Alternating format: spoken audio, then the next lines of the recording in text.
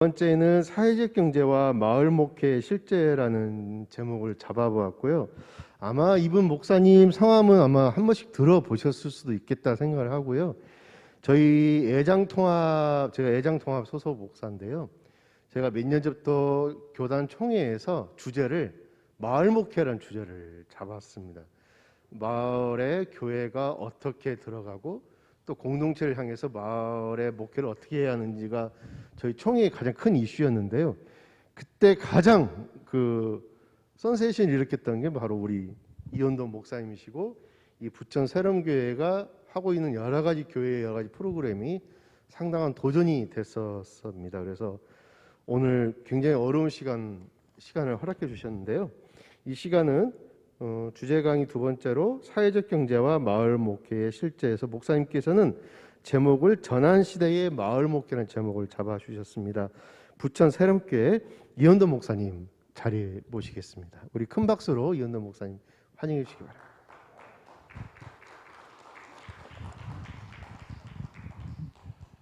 네, 할렐루야. 부천 새롬교회 이현돈 목사입니다. 반갑습니다. 네, 제가 한 1시간 10분 정도 시간이 있는 것 같은데요.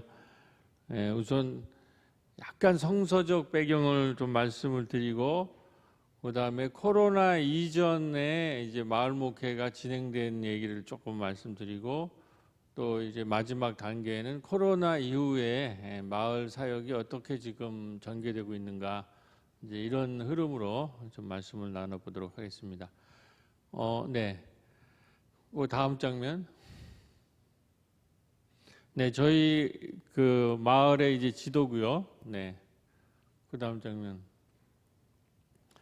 네, 우리 저기 프로포절 냈을 때에 이제 우리 약대동에 이제 교육 생태계를 좀 그려놓은 겁니다. 다음 장면. 네. 이제 성서적 배경에 중요한 거는 제가 생각하기에 이제 마가복음 1장부터 3장까지가 마을 목회에 굉장히 중요한 이제 본문인데요. 특별히 1장 29절에 보면은 회당에서 나와 곧 야고보와 요한과 함께 시몬과 안드레의 집에 들어가시니, 이렇게 마가복음이 이제 되고 있습니다. 근데 여기서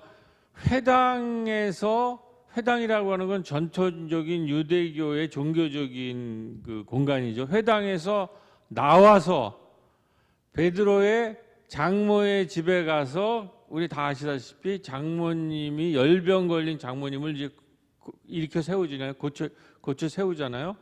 그 장면이 이제 마을 목회의 이제 출발점, 굉장히 중요한 장면이라고 생각합니다. 우리 마을 목회에서는 어떤 분이 이제 그 주석을 해보는 한 것을 제가 소개를 하면은 거기 이렇게 나와 있습니다.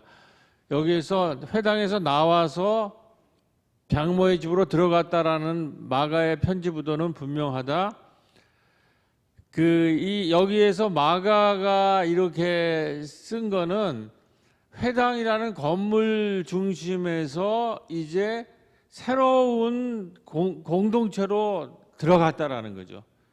회당이라고 하는 거, 회당은 뭐냐면은 유대교의 중심적 공간 아니에요. 그런데 그 유대교의 중심적인 공간에서 이제는 나와서 마을의 한복판인 마을의 가정집으로 들어가시면서 예수님의 하나님 나라 운동이 시작된다는 거죠. 여기서 유대교와 기독교가 이제 갈라지는 거예요.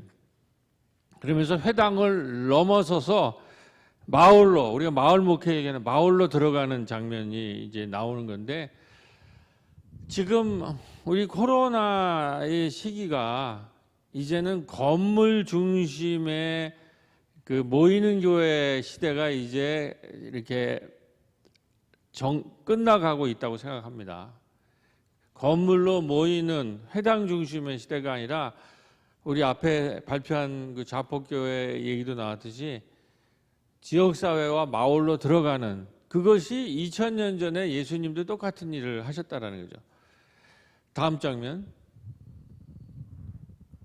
그래서 2장을 쭉 보면은 예수님의 마을, 하나님 나라 마을 운동이 어떻게 전개되느냐라는 것이 이제 네 가지 장면으로 펼쳐지는데요. 장모의 집에 들어갔을 때 고치니까 온 동네가 문 앞에 모였더라라는 거죠. 온 동네가 장모의 집 문 앞에 모였다는 거예요. 거기서 각색병 걸린 사람을 밤새도록 고쳤다라는 얘기가 나옵니다. 그러니까 회당에서 나와서 베드로의 장모의 집에 들어가서 그 장모님을 일으키니까 온 동네가 모여서 각색병 걸린 사람들을 밤새도록 고쳤다라는 거죠. 거기가 베드로의 장모의 집이 치유 공동체로 변하는 거예요. 이게 이제 예수님의 하나님 나라 운동의 출발이 되는 거죠. 그 1장 32절에 그렇게 되어 있고 38절에 우리가 다른 가까운 마을로 가자 거기서도 전도하리니 다른 마을로 가자라는 거예요. 온 동네가 문 앞에 한복판에 있는 가정집으로 모이고 그리고 나한테 그 고친 다음에 다른 마을로 가자라고 얘기를 하고 그 다음에 1장에 그렇게 펴져 2장 2절에 보면 중풍병 환자를 고치는 장면이 있잖아요. 거기에 보면은 뭐냐면 많은 사람이 모여서 문 앞에라도 용신할 수 없게 되었다. 많은 사람이 여기도 가정집에 들어가신 거예요. 가정집에 들어가서 이번에는 그 벙어리 된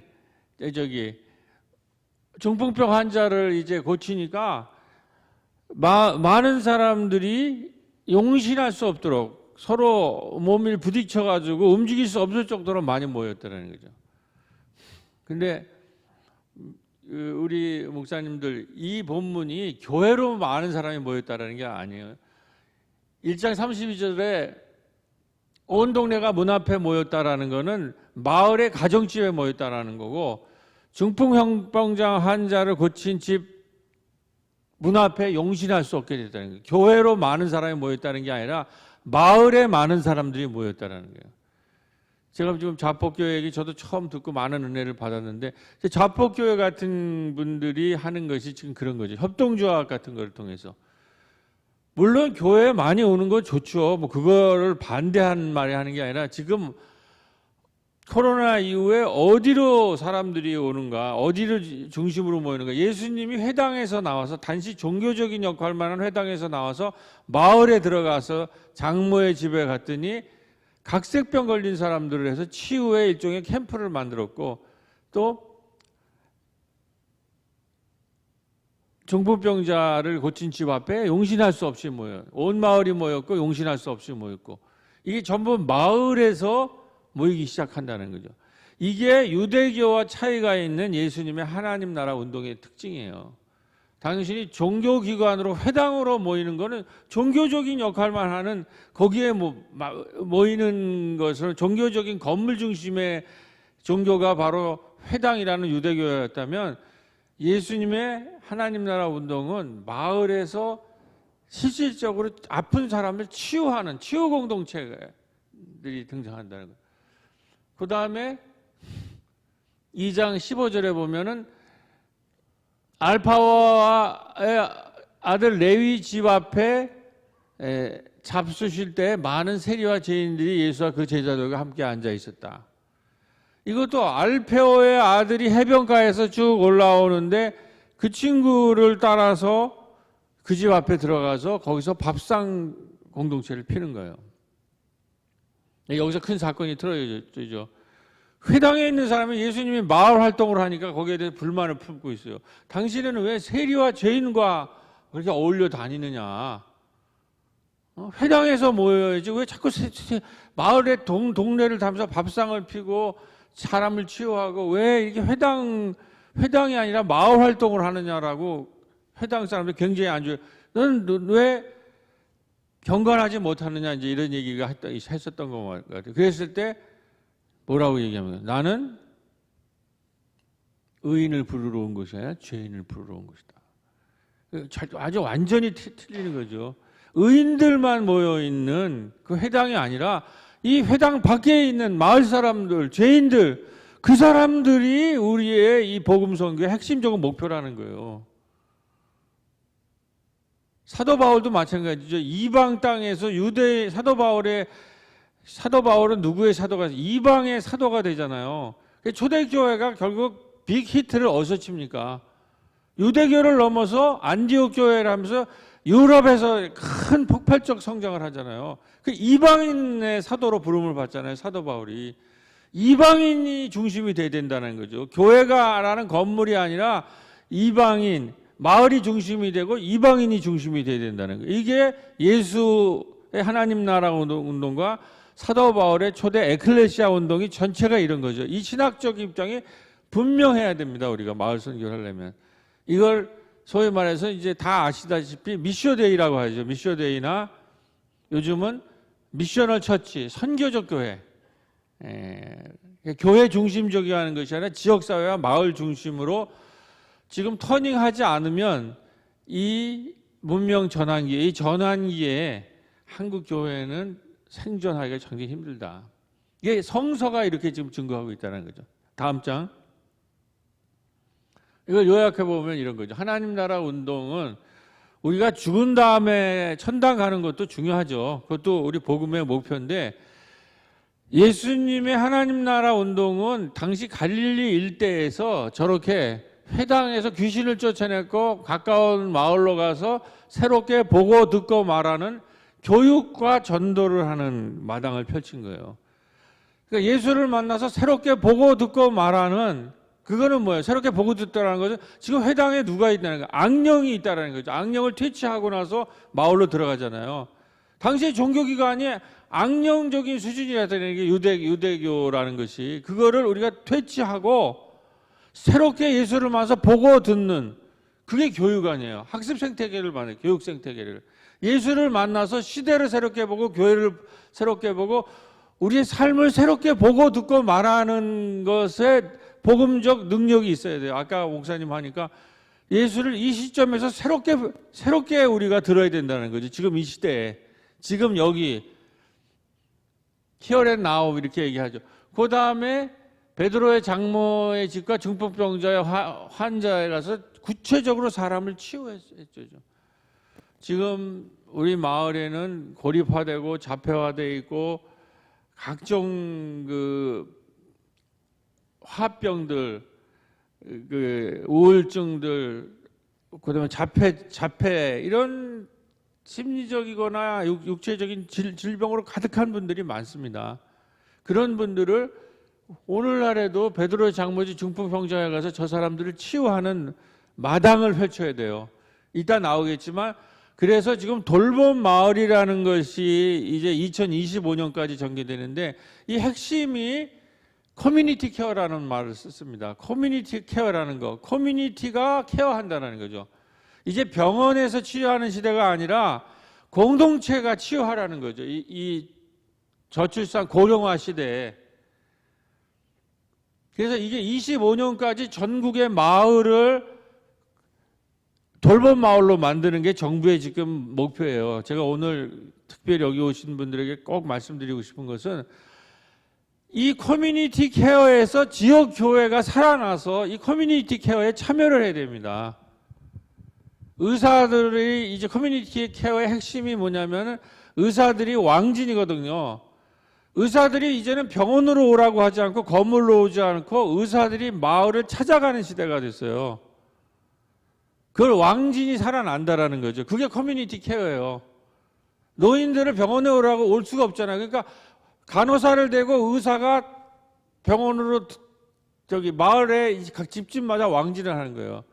그래서 저희 교회에는 마을 신방이라는 개념을 만들었고 육적인 치료는 의사 간호사가 하고 영적 치료는 우리 목사나 교회가 하는 거죠. 그래서 커뮤니티 케어를 같이 할 수 있다는 거죠.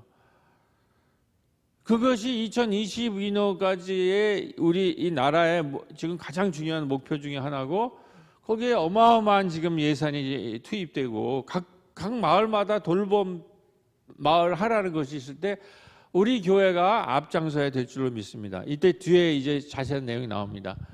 그다음에 알페오의 아들 레위의 집으로 이송했을 때 죄인과 어리석은 밥상 공동체.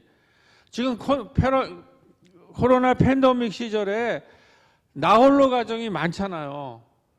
그러니까 혼자 밥 먹는 나홀로. 이 사람들과 함께 밥을 먹으면 그거를 지원하는 예산들이 지금 그게 바로 뭐냐면은 공유 부엌이라는 말이에요. 공유 부엌. 마을마다 공유 부엌을 만든다는 거죠. 그러면 그거를 지원해 주는 거예요. 그러니까 교회가 이따 나오죠. 공유 냉장고 같은 걸 제가 한번 제안하려고.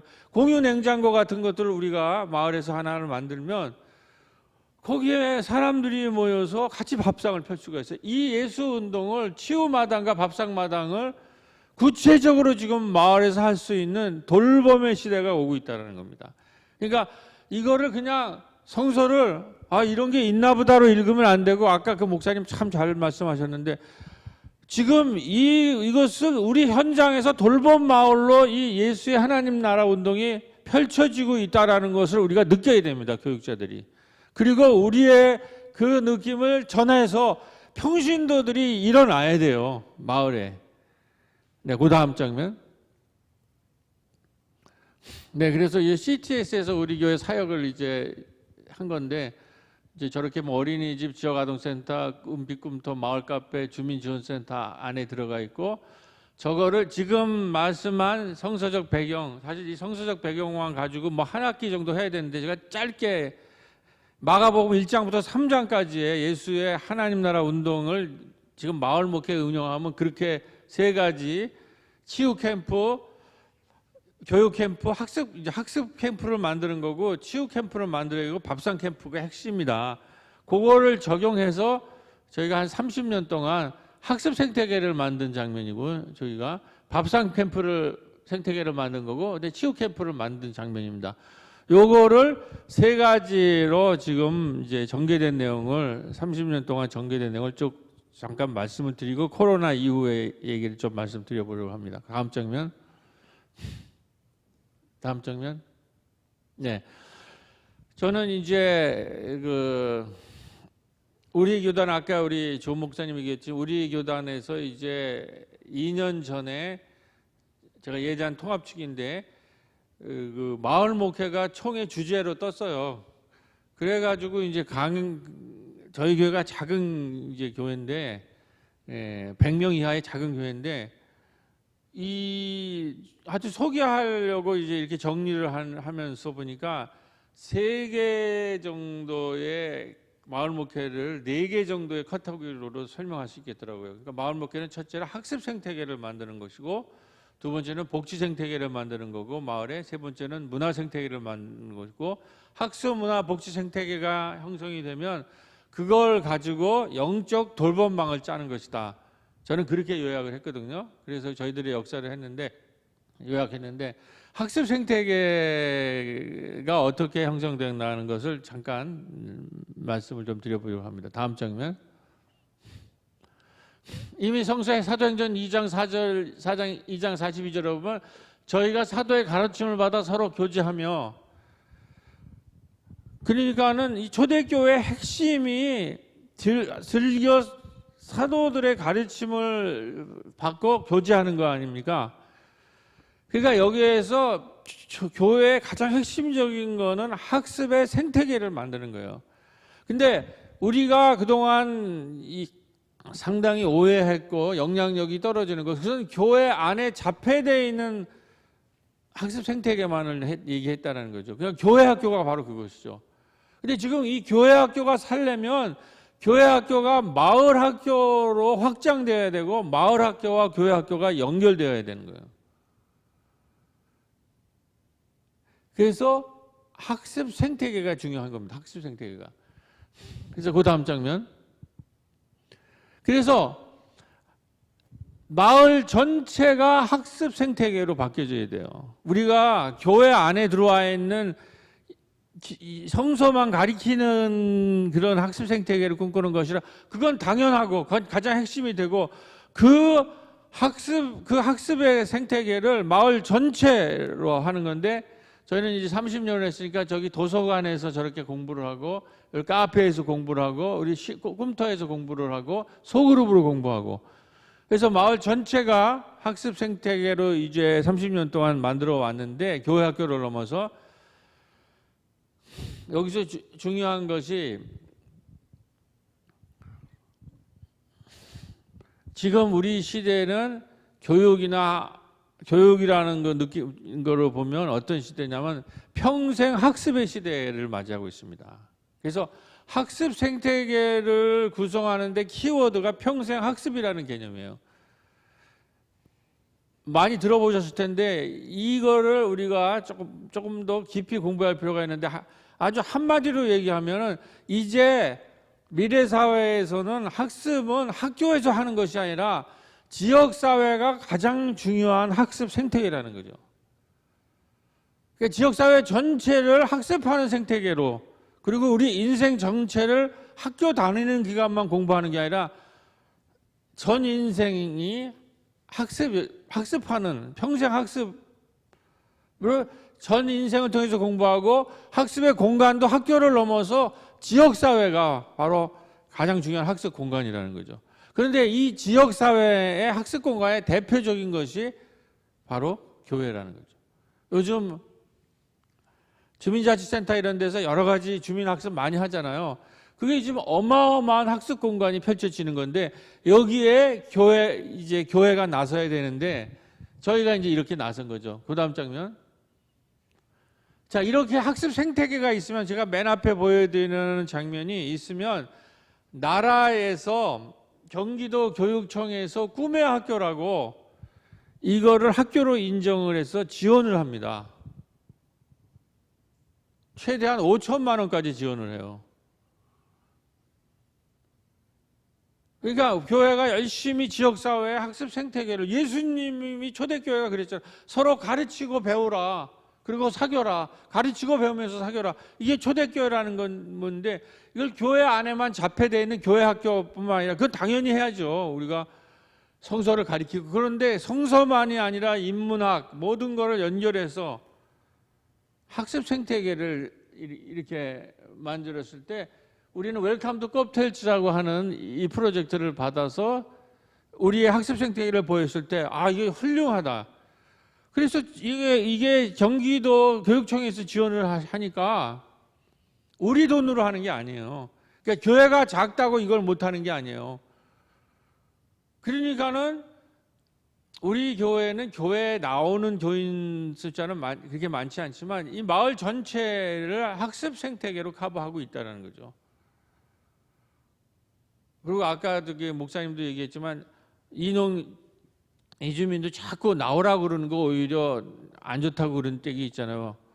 물론 잘 기다리고 이런 걸 열심히 하다 보면 이제 우리 전도도 되는데 중요한 거는 교회 오든 안 오든 이런 일을 열심히 할 때에 여기에 새로운 성령의 역사가 있는 줄로 믿습니다. 네, 다음 장면.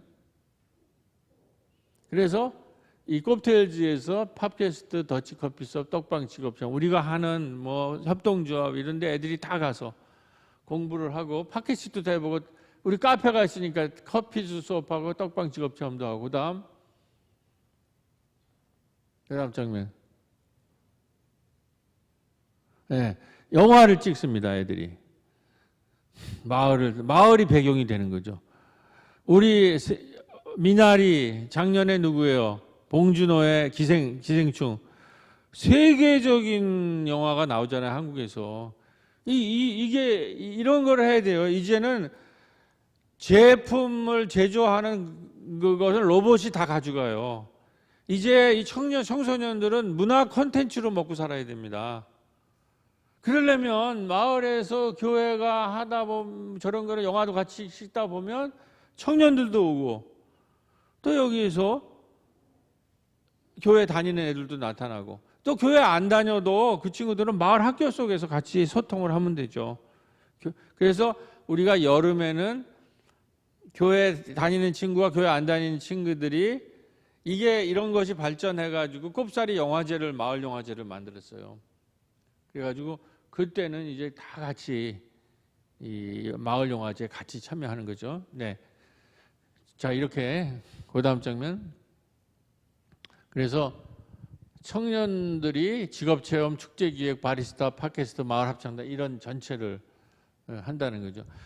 이제 이렇게 하면은 사실은 이 지도자들이 목사님들이 성서 공부를 열심히 할 뿐만 아니라 그래서 성서를 새롭게 볼 뿐만 아니라 인문학 공부나 시대 공부를 좀 해야 됩니다. 이렇게 시대가 하는 거에서 우리가 뭐 해야 될 건가? 아니면 본인들이 못하면 부교육자든지 평신도들이랑 연결을 해서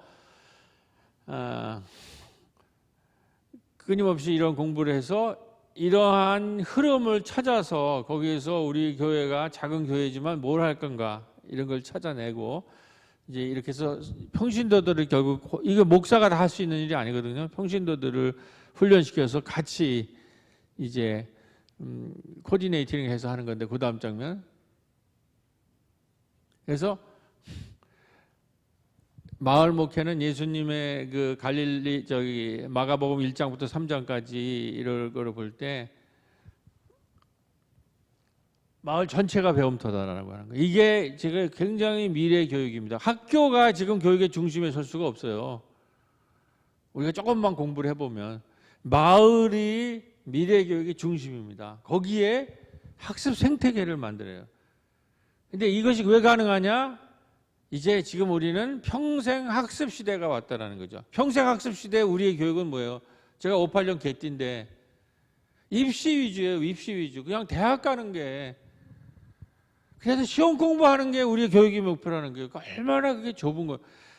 이제는 시험을 넘어서 마을에서 아이들이 그 영화도 찍고 팟캐스트도 하고 문화예술도 하고 공연도 하고 영화제도 해보고 이런 새로운 시대를 우리가 맞이해야 되고 거기 그 꿈을 키우는 중심에 마을의 학습의 학습 생태계 중심에 우리 교회 공동체가 서야 될 줄로 믿습니다. 그 다음 장면.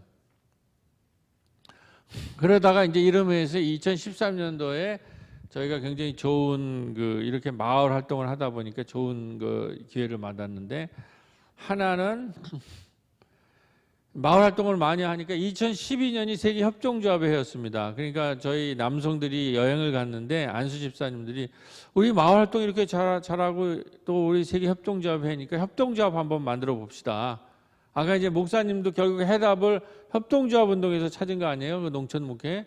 우리도 작은 마을의 작은 교회인데 우리가 이렇게 마을에 했으니까 협동조합 만들어 봅시다. 그래가지고 우리 권사님이 떡 장인인데 아주 큰 떡집을 하다가 권사님이 이제 떡 가게가 부도가 났어요. 그래서 그 떡 장인의 기술을 하고 협동조합을 이렇게 해서 달나라 토끼 협동조합을 이제 떡카페 협동조합을 세운 거죠.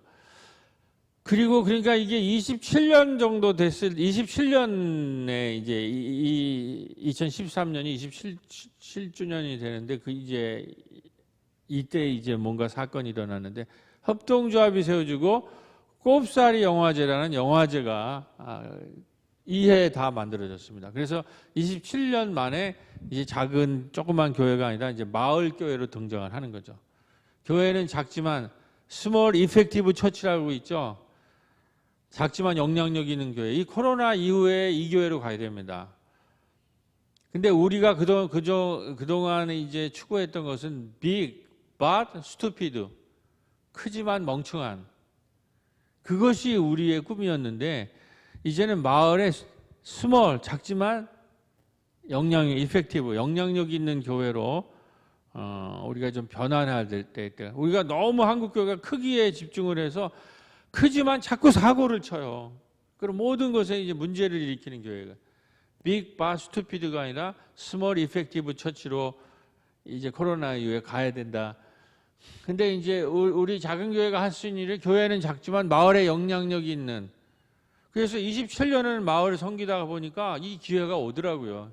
이제 하나님의 성령의 역사가 은혜라고 얘기할 수 없죠. 우리가 협동조합을 세울 수 있게 되고 그 다음에 영화제를 하게 된다는 거죠. 자, 그 다음 장면. 그래서 27주년에 2013년에 이제 협동조합을 참여하게 됩니다. 네. 이게 교회 거는 아닙니다. 지금 교회가 처음에 인큐베이팅 했는데 이제 마을 분들이 운영을 하게 되는 거죠. 네. 여기 장병기 목사님이 그날 왔네요. 우리 지금 장병기 목사님 동생분이 오늘 사회로 오셨는데 저랑 아주 잘 친구로 지내고 있는 친구가 우리 또 이때 보니까는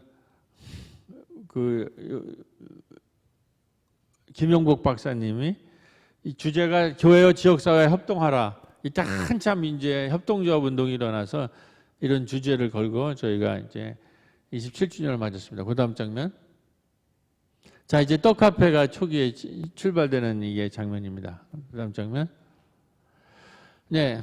그래서 이제 학습 생태계를 통해서 같이 공부하면서 이렇게 협동조합이 세워지는 것까지 했는데 이걸 가지고 이제 협동조합이 되면서 이제 아주 궁극적인 이제 협동하는 공동체, 사회적 경제를 추구하는 공동체, 협동하는 공동체, 더불어 사는 공동체, 이제 복지 공동체를 이제 만드는 이제 기회가 온 거죠. 27주년 이후에 협동조합을 세웠으니까 성서에 보면은 초대교회가 첫 번째 학습 공동체고 두 번째가 믿는 무리가 한 마음과 한 뜻이 되어서 모든 문거를 서로 통용하고 이게 소위 말해서 요즘 말로 바꾸면 사회적 경제 공동체예요. 초대교회가 사회적 경제.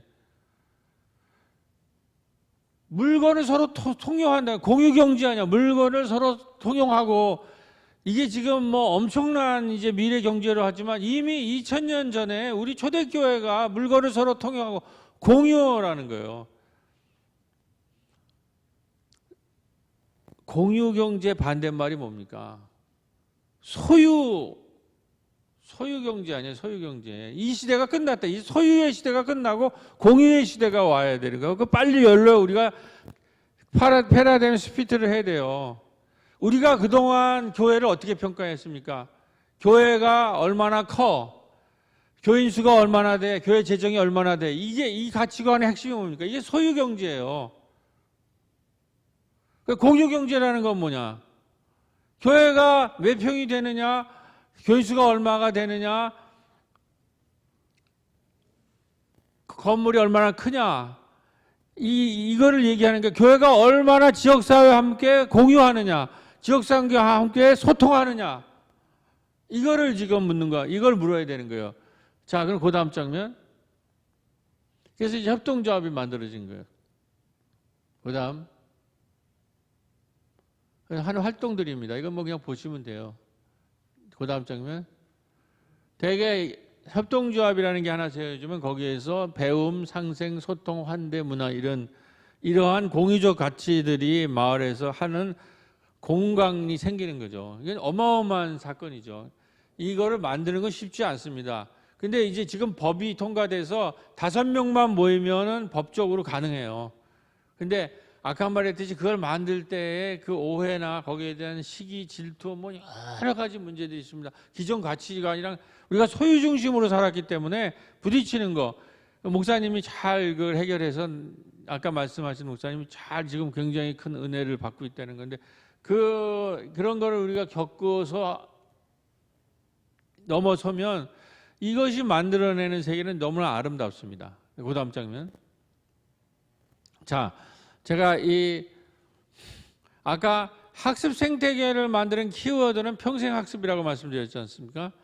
그러면 복지 생태계를 만드는 키워드가 뭐냐?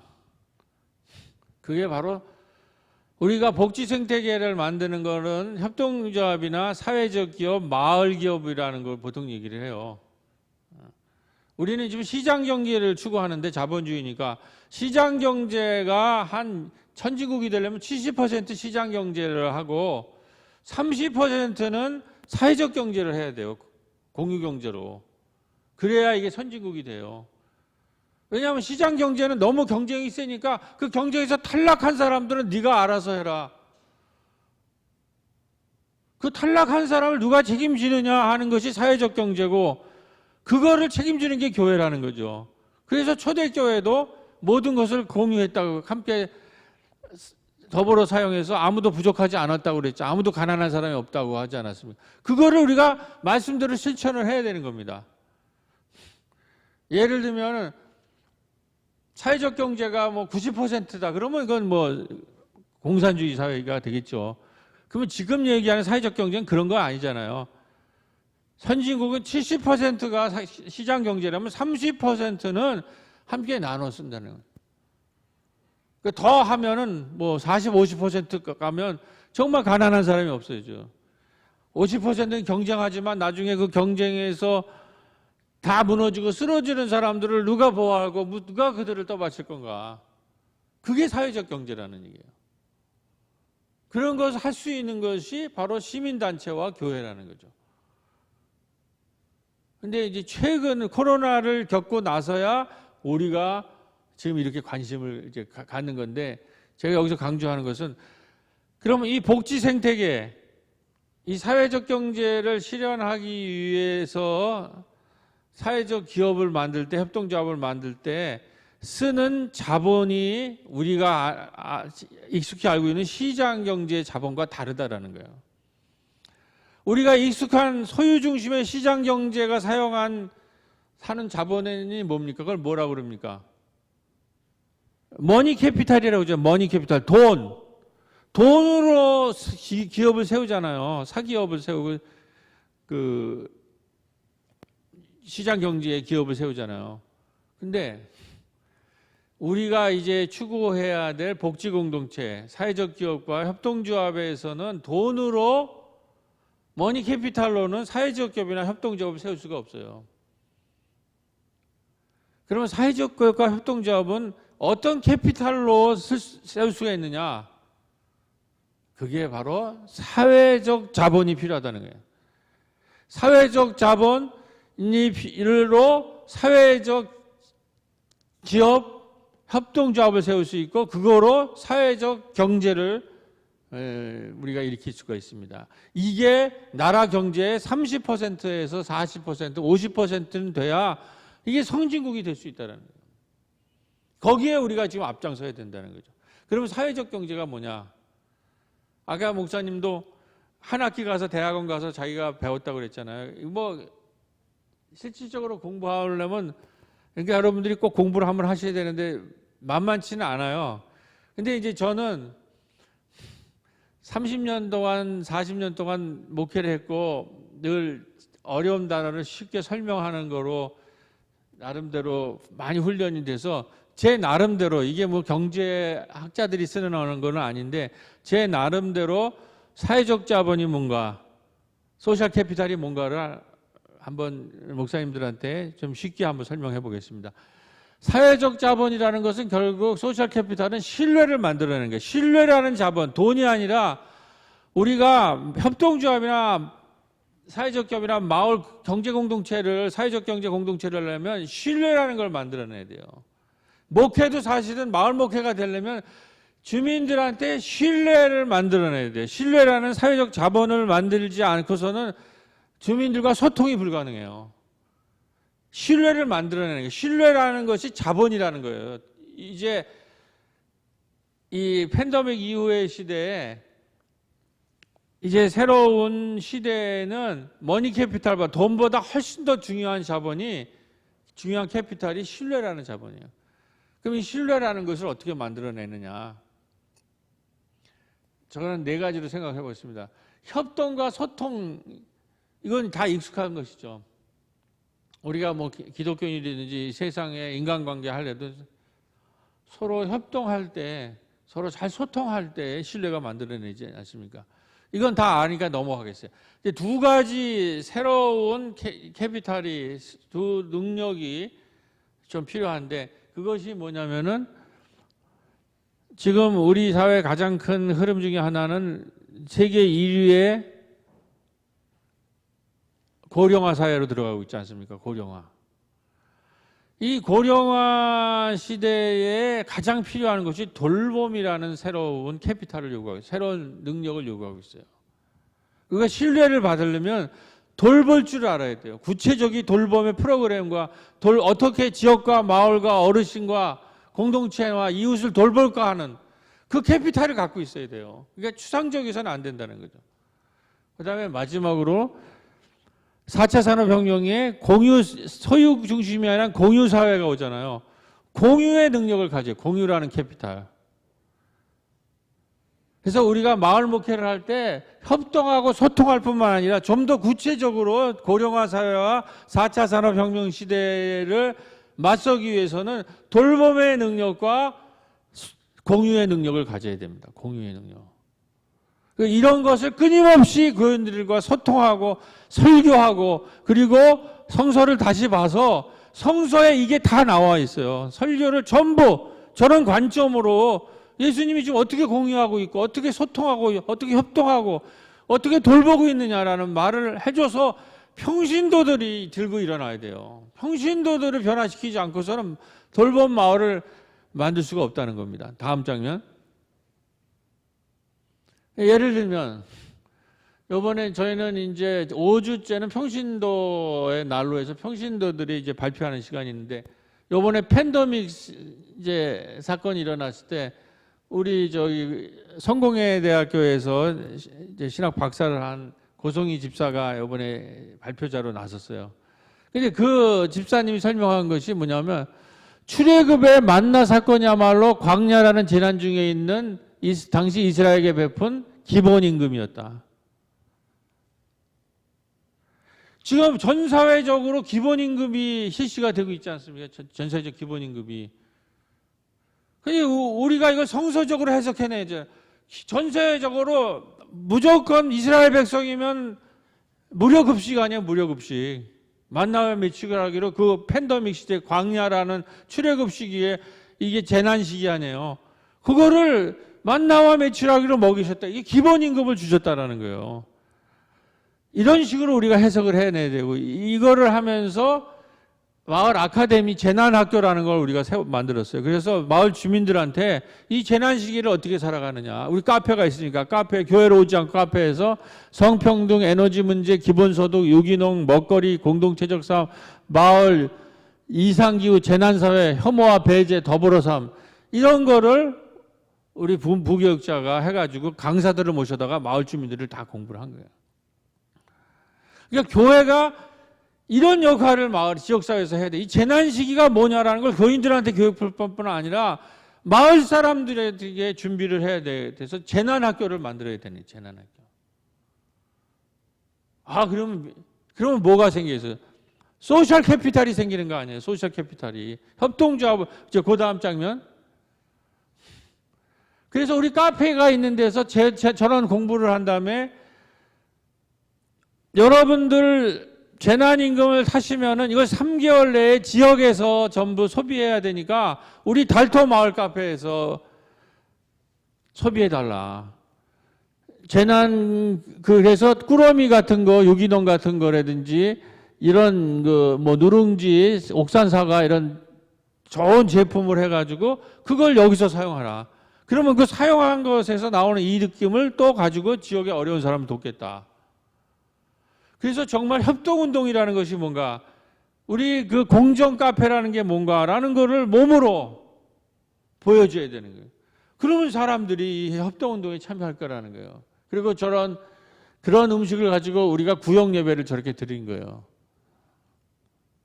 밥상 캠프, 아까 예수님의 밥상 운동을 마을에서 그러니까 이렇게 해야 아까 저기 농촌에서 이렇게 해야 재미있어요. 이렇게 해야. 제가 근데 농촌 그 얘기를 들으면서 부러운 게 하나가 저기는 땅을 구입해서 공동 생활할 수 있잖아요. 도시는 그게 못해요. 그게 어렵지만은 농촌에 그러니까 이렇게 하고 훨씬 더 큰 꿈을 지금 당장에 분리할지는 모르지만 농촌은 그런 장점이 있는 거죠. 그런 비전을 우리가 다 뭐 농촌은 지금 힘들다 이렇게 한번만 볼 게 아니라 이렇게 또 새롭게 가질 수가 있다는 거죠. 자, 그다음 네 그렇게 해서 간략하게 학습 생태계를 통해서 평생 학습을 통해서 어떻게 학습 생태계를 만드는가.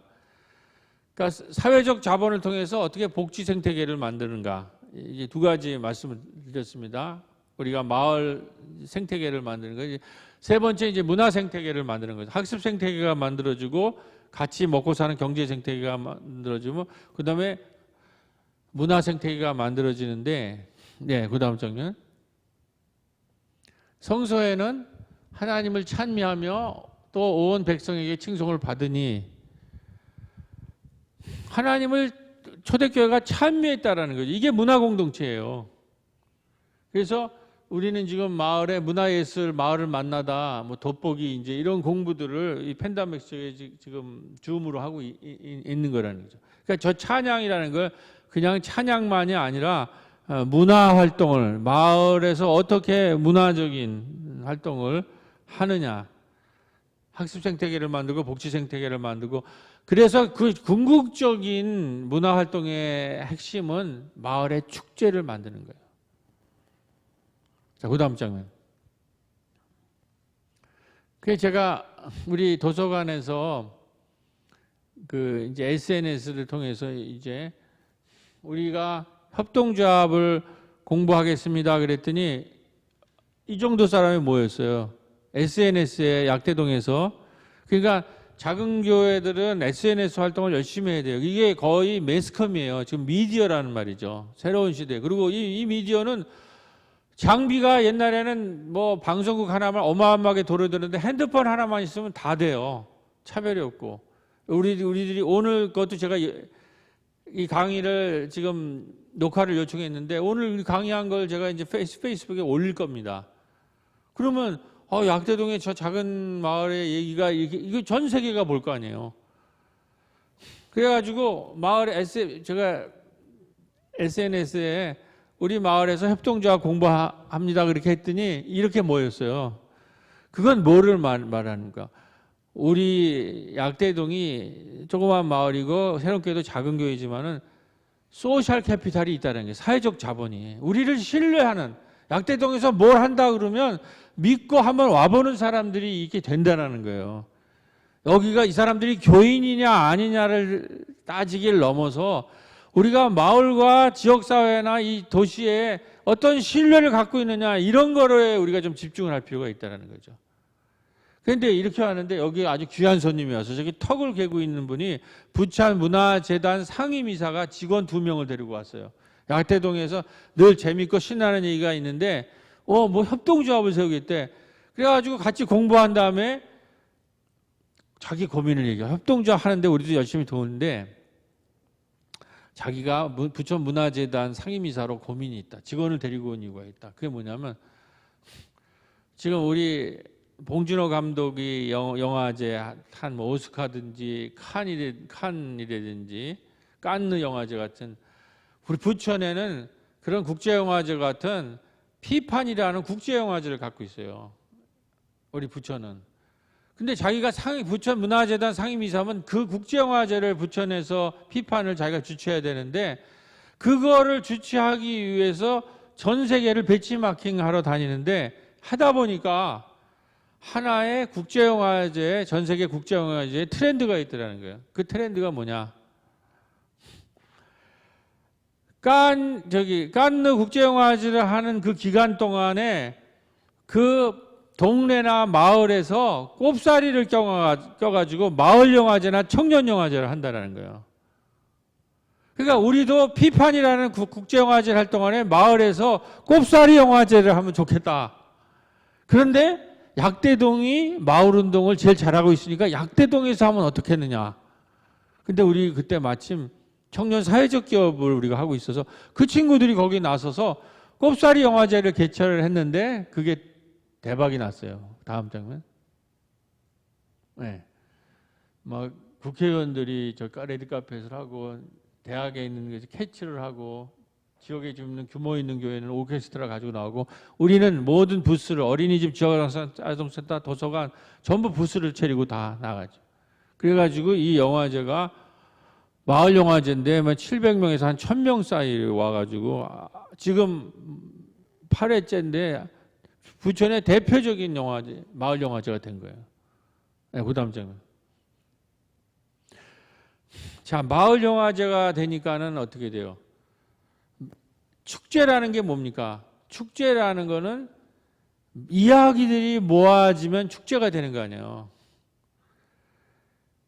그러니까 마을의 이야기들이 축제로 다 모아지는 거예요. 그런데 그 이야기들이 계속 텔링이 돼야 돼요. 스토리가 텔링 돼야 되잖아요. 이야기가 전개돼야 되잖아요.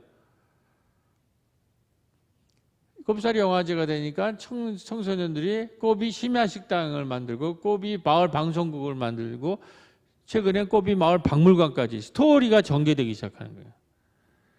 이게 이제 마을운동의 하이라이트입니다. 그러니까 학습 생태계로 평생학습의 마을이 돼야 되고, 복지 생태계로 사회적 자본, 신뢰라는 거를 가지고 협동조합이나 사회적 기업을 만들어야 되고, 세 번째는 스토리를 마을의 이야기들을 모아가지고 이야기, 스토리텔링이 있는 마을 축제, 꼬비 마을이 돼야 되는 거예요. 이 세 가지 키워드, 학습 생태계, 평생학습, 사회적 자본, 스토리텔링. 근데 이 스토리텔링이 얼마나 중요하냐면은, 앞으로 4차 산업혁명 시대에는 이제 이 로봇이 우리 일자리를 다 가져갈 거 아니에요. 그러면 우리 인류는 뭘 먹고 사는 거냐? 문화 콘텐츠로 먹고 살아야 돼요. 문화 생태계라는 게 그래서 중요해요. 문화 콘텐츠로 먹고 살아야 되는데, 그 문화 콘텐츠의 핵심이 바로 스토리텔링이라는 거죠. 이야기. 그런데 우리가 갖고 있는 가장 큰 유산은 뭐냐? 성서라는 The Great Story, 위대한 이야기를 갖고 있지 않습니까? 성서의 이야기. 그 성서의 이야기와 마을의 이야기를 연결시켜서 새로운 하나님 나라 이야기를 만들어야 되고, 아주 재미나고 신나고 축제적인 이러한 마을에서 하나님 나라 이야기를 만들어내야 돼요. 마을 주민들과 같이, 교회만이 아니라. 자, 그 다음 장면. 그래서 이제 이야기가 전개되는 거예요. 꼽사리 영화제가 되니까는 교회와 마을로 가자. 여름 성경학교가, 저희는 여름 성경학교는 여름 마을학교로 바꿔가지고 마을학교에 오프닝을 해요. 한 달 내내 여름 마을학교를 하는데, 오프닝을 교회와 마을로 가자라는 이 교회 학교, 여름 성경학교로 출발해서, 이 마을학교는 마당으로 또 나온 도서관, 마을과 도서관학교는 이웃 바자회, 꼬비 마을 협의회 워크숍. 영화제를 갖고 있으니까 저기 이제 마을 협의회로 이렇게 마을 사람들이 참여하는 마을 캠프까지 전개가 되는 거죠. 그 다음 마을 캠프가 열리는 거예요. 마을 주민들과 다 함께. 그 다음 마을을 이야기로 가득 채우자. 여기 이제 하나님 나라 이야기와 우리 마을의 이야기가 어떻게 결합돼야 되는가, 이것만 해도 스토리텔링에 대한 무궁무진하게 우리가 공부하고 토론해야 돼요. 이제 앞으로 제 생각에 신학교에서 이런 걸 좀 가르치셔야 될 것 같은데, 우린 신학교에서는 서구 무슨 조직신학만 하다가 다 끝나는 것 같아요. 물론 그거 해야 되겠죠. 근데 이런 게, 이 스토리텔링을 우리가, 그래서 마을을 이야기로 덮는, 물이 바다 덮음같이,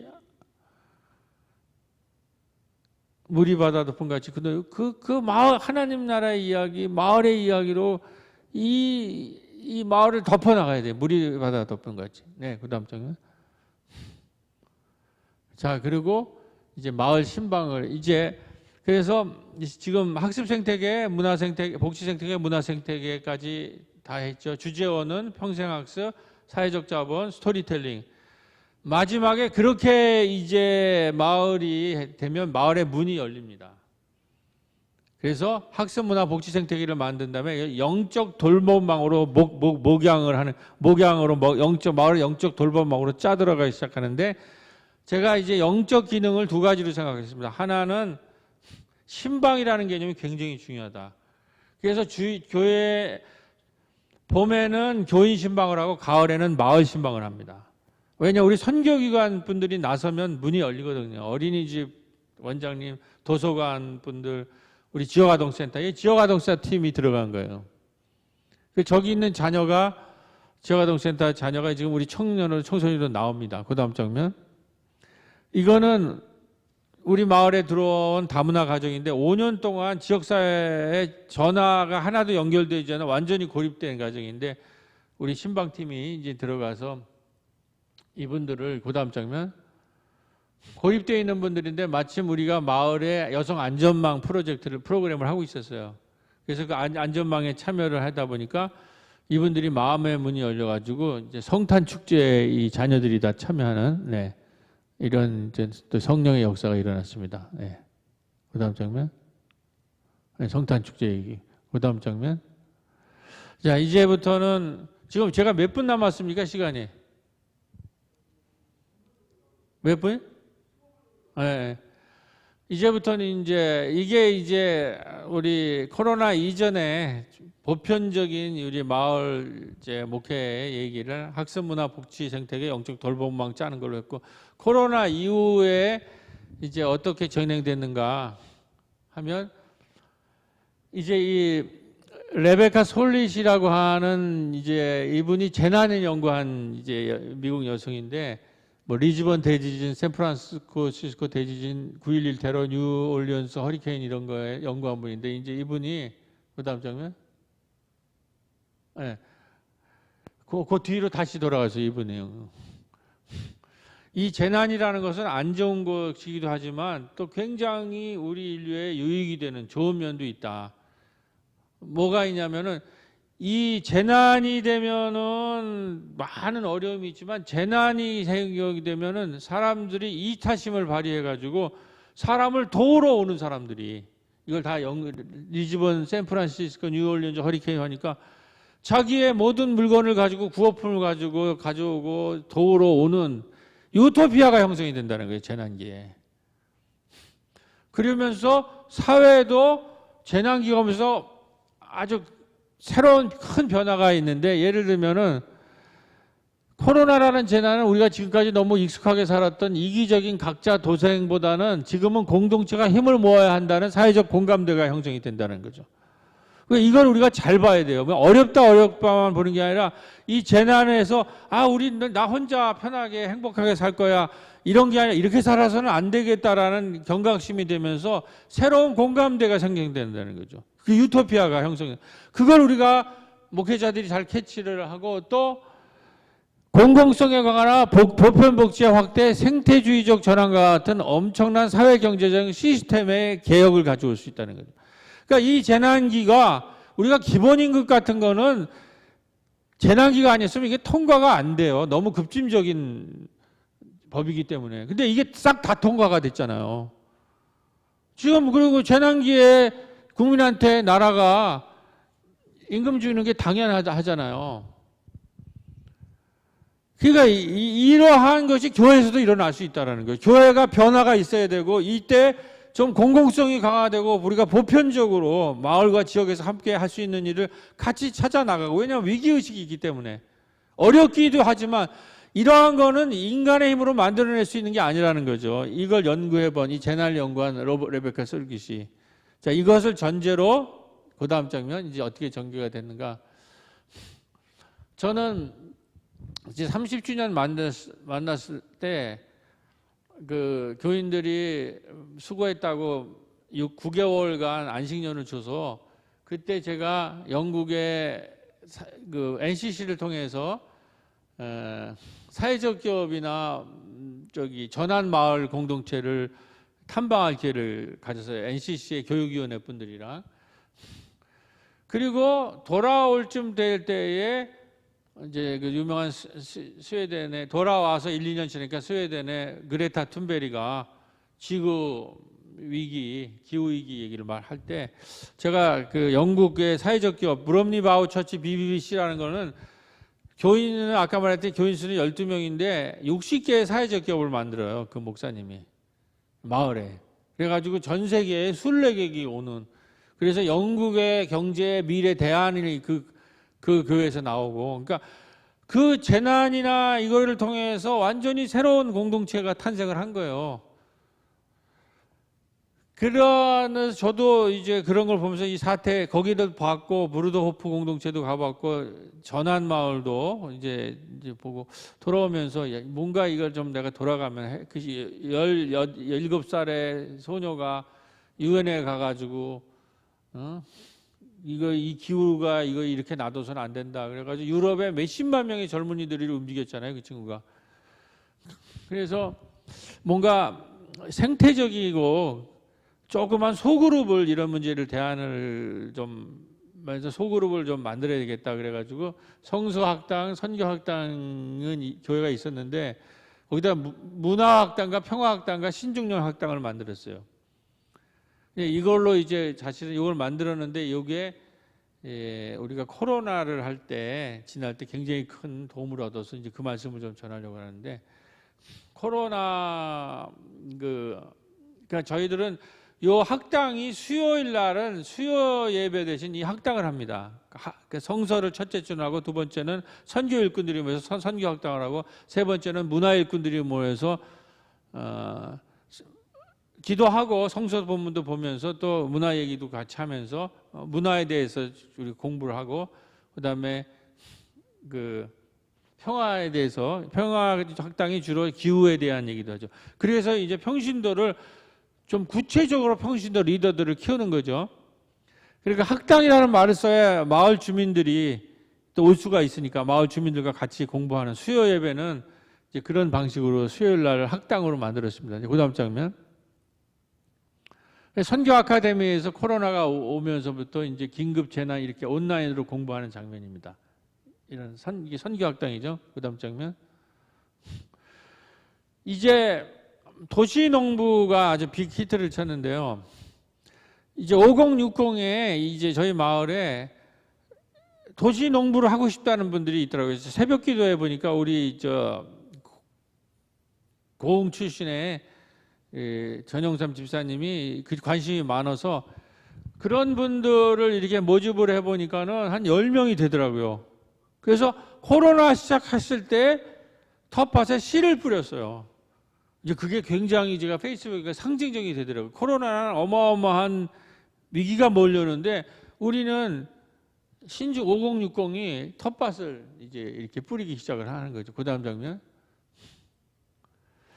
그러면서 이 소공동체로 그러니까 평신도라 주민들을 지역 마을의 리더로 좀 구체적으로 키워야 되겠다라는 거예요. 처음에 할 때는 뭐 그렇게 그렇다는 특징이 없었는데 이게 떡갈나무 혁명이라는 게 이게 생태학자가 쓴 얘기인데 저기 힌트를 얻어서 뭐냐면 떡갈나무 혁명이라는 게 이 떡갈나무는 도토리에서 나오는데 이게 어떻게 되냐면 이 누구냐 다람쥐가 자기가 먹으려고 떡갈나무 저기 도토리 창고를 숲에 여러 군데 나누는데 미처 먹지 못한 찾지 못한 나중에 그것이 영양분을 주어서 도토리가 떡갈나무가 되고 떡갈나무 숲을 이룬다는 거죠.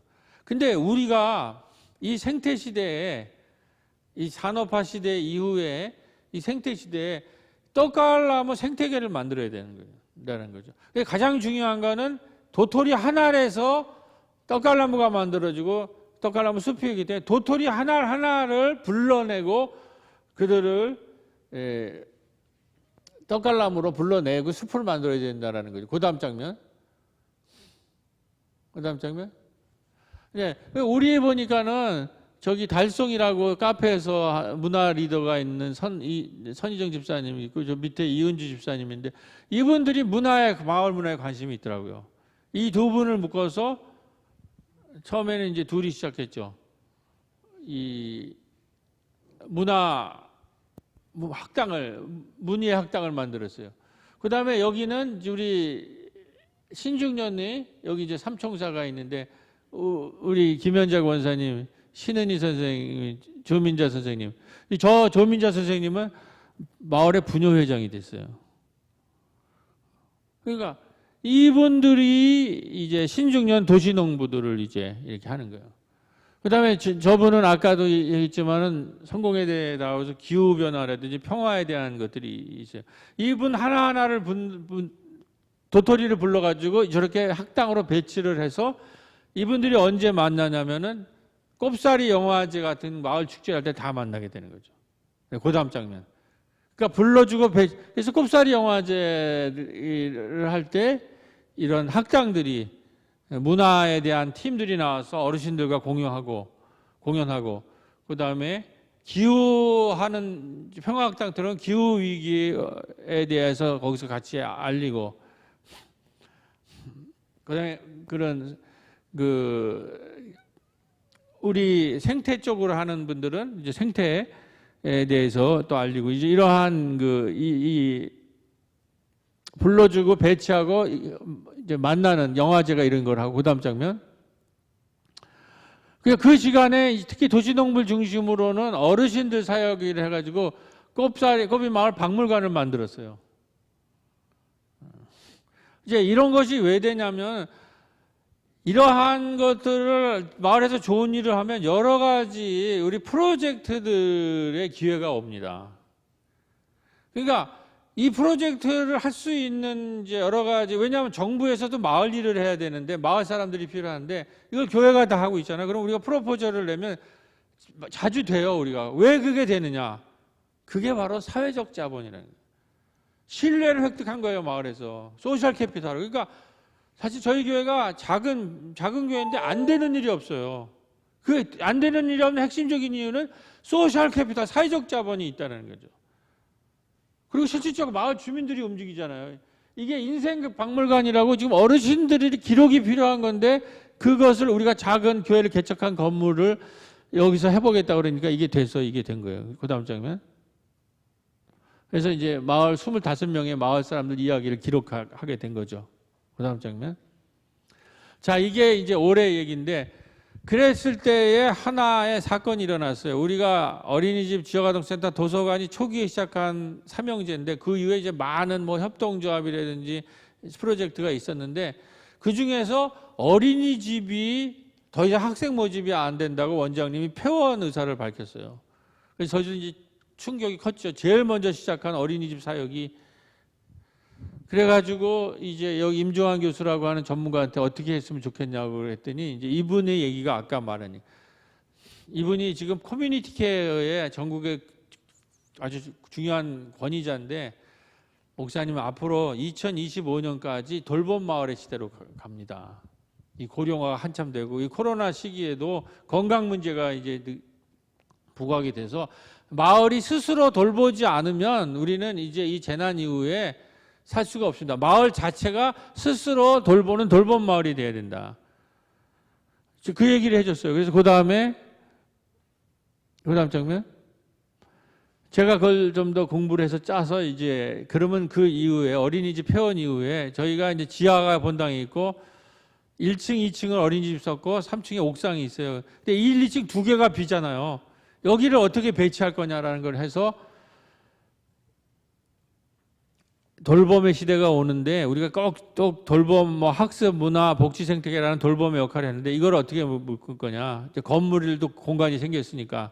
그래서 첫 번째로 건강 돌봄이라는 걸 기본적으로 하고 미래에 우리가 문화 공부하는 팀이 있으니까 문화적인 돌봄이 필요하다. 건강 돌봄.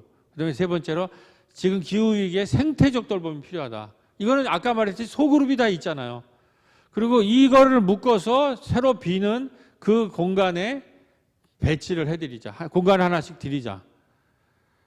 그러니까 교회는 주일만 쓰고 이 교회 건물 전체를 마을에 내놓고 지하 본당만 쓰면 그리고 거기에 그 건강 리더들, 문화 리더들, 생태 리더들을 한 건물에 배치를 해서 그분들이 이거를 전부 운영하도록 권한을 드리자. 이제 이렇게 한번 짜본 거예요. 네. 그다음 이게 뭐예요? 돌봄 마을로 이 초론에는 서로 도우며 살 수뿐이 없다라는 거죠. 그리고 아까 말했듯이 이미 의료계가 제일 먼저 움직이는데 거기 어마어마한 우리 지금 부천만 해도 1위를 했어요. 이 커뮤니티 케어에. 그래가지고 어마어마한 정부 예산을 했는데 이게 의료팀에 좀 들어와요. 근데 이 의사들도 병원으로 사람들을 이제 오라는 시대가 아니라는 거죠. 커뮤니티 케어의 핵심적인 거는 우리가 자꾸 교회로 오라는 게만 얘기하잖아요. 그게 아니라 마을 신방처럼 환자가 있는 곳으로 왕진을 하는 시대가 같은 거예요. 그게 바로 커뮤니티 케어예요. 이제 고령화 시대. 그런 식으로 돌봄 마을로 전체를 다 바꾸겠다라는 거예요. 2025년까지. 근데 임종환 교수가 하신 얘기가 그분이 지금 아주 독실한 크리스찬이라서 전국에 있는 교단장들을 만나서 지금 2025년까지 우리 교회가 건물 중심이 아니라 이렇게 마을로 찾아 들어가서 돌보는 교회로 변하지 않으면 우리는 이 마지막 기회를 우리 놓친다. 그리고 더 이상 할 말이 없다. 2025년 이후에. 이 일을 해야 된다. 근데 약대동에서는 마침 기회가 온 거예요. 이게 건물도 비웠지, 우리 리더도 키웠지. 그 다음 장면. 그래갖고 지금 임종환 교수 나 시의원이랑도 했고 우리 주민자치위원장님이랑 해서 시 공무원을 찾아가서 제가 아까 말한 그 그림을 보였더니 너무 좋다라는 거예요. 시 공무원들이. 그 다음 장면. 처음에는 거기에 이제 주간보호센터를 넣으려고 하는데 그 예산이 너무 많이 들어서 그걸 포기를 하고 아까 제가 말한 각 층의 마을의 문화 리더, 복지 리더, 건강 리더, 생태 리더들을 공간을 들여서 거기에 20명씩의 마을의 건강 리더들, 생태 리더들, 그다음에 문화 리더들을 그 10명씩만 마을에 키우면 30명이 될 거 아니에요. 그 사람들이 마을을 30명이 움직이면 마을 전체가 돌봄 마을로 된다는 거 아니에요. 그럼 수많은 여기서 일자리도 만들 수 있고 이런 이제 가능성을 보는 거예요. 그랬는데 이게 우리 커뮤니티 케어에 있는 이사님이랑 우리 권사님이랑 만나는 거예요. 그러니까 그때 아직 구체화된 건 아니지만은 새로운 교회 약대동 마을 신방을 커뮤니티 케어의 영적 육적 돌봄 개념으로 통합해 본다. 찾아가는 방문 치료 개념을 마을 간호사와 마을의 건강 리더를 통해 적극 통합해 본다. 그래서 우리 권사님이 벌써 2명 교육을 받아가지고 이 건강 리더로 지금 이제 참여를 해보겠는데 임종환 교수에 얘기하면 전주는 여기 지금 전주 그 시장이 150명인가 하는 건강 리더들을 지금 이 시에서 만들어서 거기에 월급을 지급하게 돼 그런 거 이제 그런 모델을 우리 부천에도 해보자 이제 이런 식인데 그 출발을 이제 약대동이 좀 거점이 되자 이런 거죠. 돌봄 마을 그다음 건강 리더를 이제 문화 리더들을 이렇게 키워서 2층에 이제 배치시킨다라는 거죠. 이 문화팀들이 있는 거예요. 저렇게 돌봄 학당들이 그다음에 도시농부팀이 옥상에 이제 우리 마을 카페 옆에 조그만 텃밭을 했는데 이번에 옥상이 열리는 거예요. 옥상 전체를 이 텃밭 가꾸기 치유 텃밭으로 만든다는 거예요. 그 다음 장면. 그래서 이제 올해가 시작되면 이제 입이가 시작됐죠. 마을의 건강 리더, 문화 리더, 생태 리더를 양성하자라는 거죠. 저런 지금 팀들이 있으니까 이렇게 됐고. 그래서 이제 올해가 출발이 됐어요. 조금만 기다리세요. 다 끝났으니까. 네. 그 다음. 근데 이제 이 건물이 문화공간으로 선정이 됐어요. 좋은 일을 많이 하니까 우리 어린이집을 이 30년 동안 마을 섬겼고 그것을 어린이집만 한 게 아니라 학습 생태계, 문화 생태계, 복지 생태계랑 이렇게 해가지고 마을 전체를 커버하는 일을 했는데 이거를 도시재생이라는 것이 있는데 도시재생에서는 이 마을의 이러한 이 역사 문화적인 공간을 없애는 게 아니라 그걸 보존해야 된다. 라는 프로젝트가 있어서 우리 부교육자가 냈는데 그게 됐어요. 그래서 이 수리 비용이 지금 마련된 거예요. 우리 믿는 사람은 이걸 성령의 역사라고 분이 얘기할 표현할 수가 없어요. 우리 믿지 않는 사람들한테 이게 성령의 역사라고 얘기할 수는 없지만 우리는 일단은 그 다음 장면들. 그래서 지금 이렇게 공간 구성이 이제 배치가 됐는데 아까 말했듯이 1층은 김현자, 최희정 건강 리더, 2층은 문예학당 선희정, 이은주가 운영 주체가 되고 옥상은 약대동 생태 리더들이 해서 건강 카페들, 문화 카페, 생태치유 텃밭으로 전체를 이렇게 디자인하는 거로. 그 다음 장면. 그래서 이제 시작된 거죠. 텃밭 가꾸기가 교회 앞마당도 텃밭이 생겼어요. 하나. 그 다음에 우리 카페에서는 코로나 시기에 우리 꼽사리 영화제가 스토리텔링이 돼가지고 꼽이 심야식당이 연결했는데 그 심야식당이 마을 카페랑 결합을 해가지고 우리 부교육자님이 코로나가 터지니까 심야에 학교 밖 청년이 와서 밥 먹던 데가 이제 직접 배달을 시작을 한 거예요. 배달을. 도시락 배달로 이것이 이제 변해서 일이 일어났고, 그 다음 이제 이런 식이 아까 임종환 교수님이 여기에서 주최한 우리 사회적 경제팀이 한 거에 있어서 코로나 이후 신앙 공동체는 한국 사회에 어떤 기여를 할 것인가 이렇게 했는데 이분이 한국에도 한국형 디아코니아 공동체로 각 지역의 돌봄 사회적 협동조합을 창립하고 한국 사회에서 고령화와 사회적 불평등이 심화되는 2003년까지 돌봄 리더십 개발을 위해 적극 교육 훈련을 지원하도록 교단에 촉구할 예정입니다. 작은 교회와 미자립 교회에서 지역사회 돌봄에 나설 경우 필요한 시설과 자원을 교단에서 적극 지원해야 된다고 봅니다. 이런 운동이 일어나고 있는 거예요. 임종환 교수님 중심으로. 신현재 재단이 창립이 지금 됐어요. 네, 그 다음.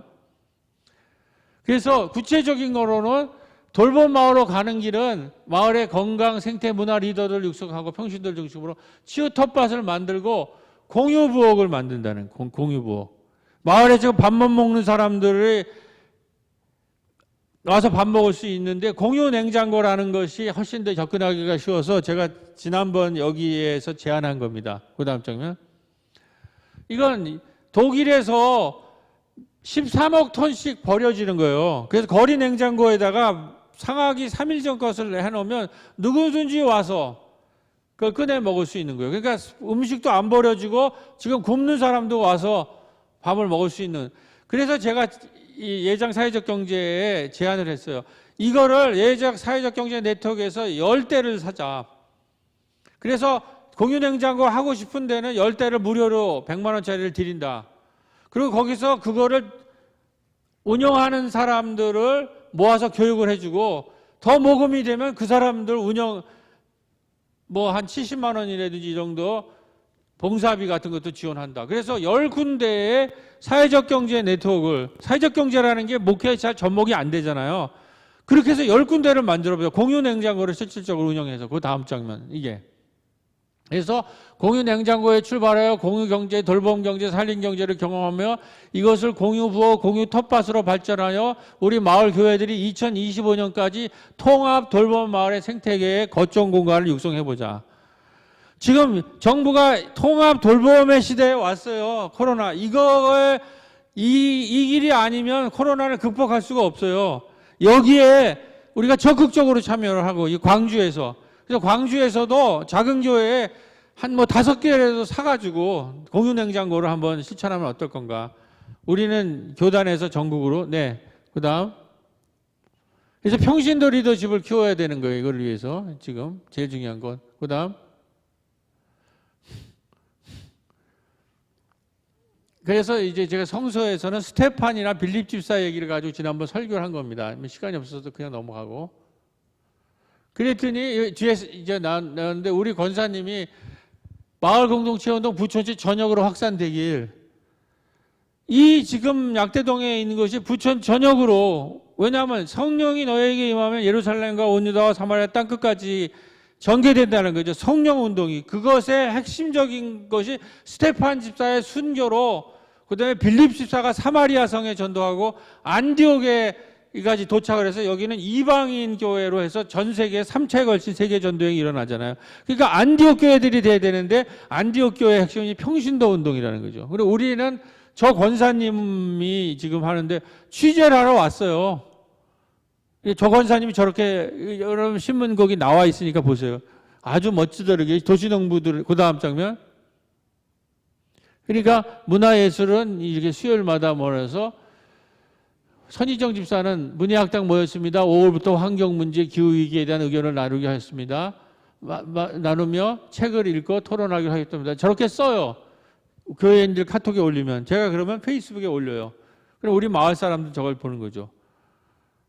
네, 그 다음. 평신들이 움직이는 거예요. 우리 이은주 집사는 꼬비 텔링 더 스토리. 우리 모임의 이름이 돋보기예요. 왜 돋보기냐고요? 마을 이주민 선주민을 들여다보고 돋보이게 한다는 의미예요. 이게 지금 다 저 스토리를 평신도들이 쓴 거를 제가 모아다가 여러분들한테 알리는 거고 저게 교회 홈페이지나 SNS로 소통이 된다는 거죠. 저 얘기를 제가 설교하면서 이런 것이 바로 성령의 역사다. 빌립 집사, 스테판 집사, 안디옥 교회라는 얘기가 뭐냐? 이 얘기 아니냐? 자, 마지막 단계. 그 얘기가 지난주 설교입니다. 그 다음 장면. 그래서 이제 문화 리더 하는 이런 프로젝트도 있고, 그 다음 장면. 그 다음 장면. 35주년을 맞아 이제 새로운 교회는 약대동 마을의 안디옥 교회가 되어서 마을의 선교, 문화, 돌봄, 생태 공간이 될 것을 기대하니 상상만 해도 가슴이 처질 것 같아서 감사와 찬양을 드리지 않을 수가 없습니다. 우리 추진위가 세워져 교회 공간을 어르신의 건강 공간, 마을 문화 공간, 생태 공간으로 나누어 1층에 건강 리더십인 김현자, 최희정 권사님을 세우고 2층을 마을 문화 공간으로 선희정, 이은주 집사님을 세우고 옥상을 생태 공간으로 약대동 도시농부들을 세운 것이 오늘 안디옥 교회가 바로 이방 선교의 거점이 되어 금식하여 하고 안수하여 이방 땅으로 보낸 사도행전 13장의 이야기와 같은 사건이라고 생각합니다. 그러니까 사도행전에서 안디옥 교회가 이방인의 교회로 크게 됐을 때 그 교회가 한 일이 뭐예요? 바나바와 바울을 세워서 안수하고 이방 땅으로 보낸 거예요. 거기서 안디옥 교회가 거점이 돼서 1차, 2차, 3차 세계 전도행이 일어났잖아요. 우리가 건물에 37년이 돼서 이제 1층이 되었을 때 1층에 건강 리더들을 세우고 그 두 집사를 세우고 2층에 문화 리더들을 세워서 그걸로 파송하고 옥상을 생태 리더를 세워서 파송하는 거, 그것과 성서의 안디옥 교회 얘기가 뭐가 다르냐는 거죠. 그 안디옥 교회 얘기가 지금 약대동에서 일어나고 있다라는 거죠.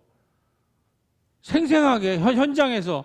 그리고 한 권사님이 그것에 대해서 신문에 기사에서 왔는데 그 기사를 보면 이 운동이 부천 땅 전역으로 확산되기를 원했다. 그건 1장 8절 사도행전 1장 8 예루살렘과 온 유다와 사마리아 땅끝까지 성령이 임하면 나의 증인이 되리라. 이 일이 우리 약대동과 부천과 우리 또 경기도 광주시에도 일어날 줄로 믿습니다. 감사합니다.